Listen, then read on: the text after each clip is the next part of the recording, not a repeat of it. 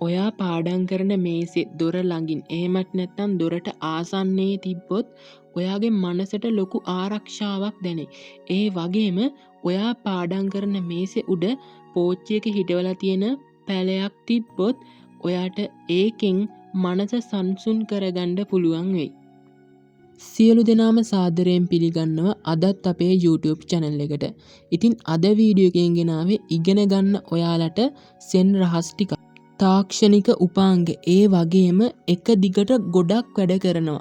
එක වැඩ කරනවා. ඒ වගේම ඔයාට තියෙන කාංසාව හින්දා අපේ අවධානය බිඳෙනවා පාඩම් කරද්දී.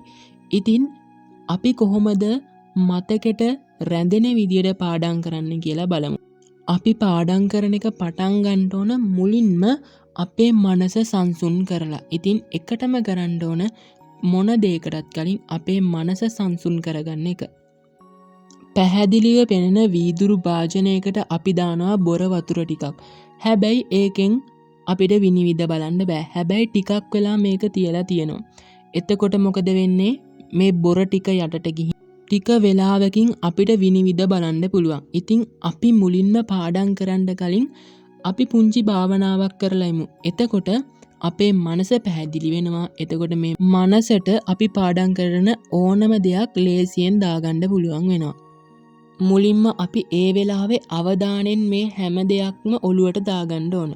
ඊට පස්සේ මේක අපේ කෙටි කාලීන මතකයට යනවා. ඊට පස්සේ අපි මේක ටිකෙන් ටික පාඩම් කරනවා. තව දවසක පාඩම් කරන ඒ වගේම සැලසුම් කරලා අපි මේක දිගු කාලීන මතකයට දාගන්න ඕන. අපේ අතීත දේවල් ඒ වගේම අපි අනාගතයේ කරන දේවල් ගැන මේ පාඩම් කරන වෙලාවේ හිතන්නේ. එහෙම හිතුවොත් අපේ මනස අර පාඩමට හිත යන්නේ නැහැ කියලා ඔයාලට තේරෙනවා. එතකොට මේ පාඩම් කරන දේවල් හිතට යන්න නම් අනාගතයේ අතීතයේ මේ දේවල් අමතක කරලා දාන්න වෙනවා. ගඟක ගල් වලින් මතු පිටින් තමයි වතුර ගලාගෙන යන්නේ. ඒ කියන්නේ උඩින්. හැබැයි ඒකේ අස්සට ඒ ගල අස්සට වතුර යන්නේ නැහැ. අන්න ඒ වගේ තමයි අපි කටපාඩම් කරනවා කියන එකත්. කටපාඩම් කරන එකෙන් කරන්නේ අපි මේ දේවල් මතු පිටින් බලන එක. ඒ වගේම අපි මේවා සම්බන්ධයක් ගොඩනගා ගන්න අපේ ජීවිතෙත් එක්ක.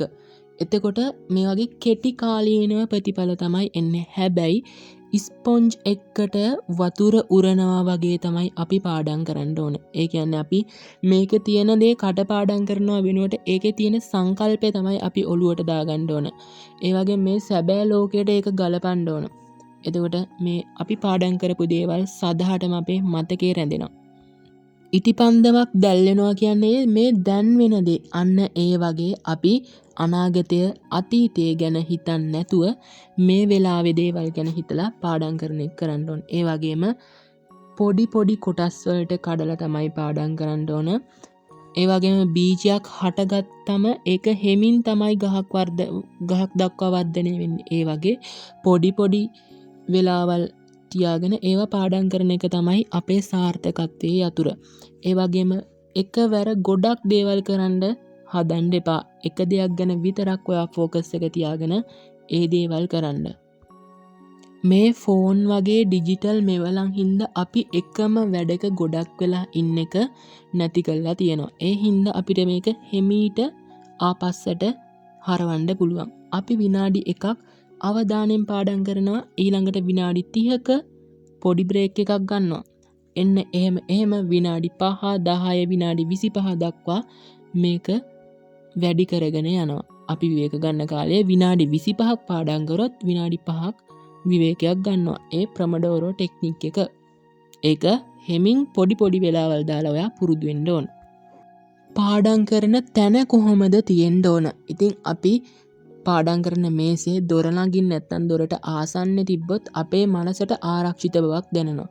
ඒ වගේම මේසේ සුවඳ කූරක්, ඒ කියන්නේ හඳුන් කූරක් වගේ තියලා තිබ්බොත් ඒකෙන් අපිට අවධානය එක තැනක තියාගන්න ගොඩක් උදව් වෙනවා. ඒ වගේම පද රහිත, ඒ කියන්නේ වාක්‍ය නැති, වචන නැති සංගීතය විතරක් තියෙන, මියුසික් එක විතරක් තියෙන සංගීතයකට ඔයා ඇහුම්කම් දෙන එකත් ගොඩක් වටිනවා. ඒකත් අවධානය තියාගන්න ගොඩක් වැදගත් වෙනවා. ඒ වගේම කොළ පාට පැලෑටියක් නැත්තම් පුංචි ගහක් පෝච්චි එක හදලා මේසේ අයිනෙන් තියාගන්න. ඒකත් ඔයාගේ අවධානය වැඩි කරගන්න ගොඩක් උපකාරී වෙනවා. අන්තිමට කියන්න ඕන දේ තමයි සාර්ථකත්වය කියන්නේ මේ එක රැයකින් විතරක් ලැබෙන දෙයක් නෙමෙයි. දවසින් දවස සතියෙන් සතිය ඔයා කරන දේවල් වල ප්‍රතිඵලයක් විදියට තමයි ඒ දේ හම්බෙන්නේ. ඉතින් පියවරින් පියවර අදම පටන් ගන්න ඔයාගේ සාර්ථකත්වය වෙනුවෙන්. දිගටම මේ විදියට වීඩියෝ බලන්න කැමති නම් channel එක subscribe කරන්න, අලුත්ම වීඩියෝ එක දාපු ගමන් දැනගන්න bell icon එක all දාලා තියාගන්න.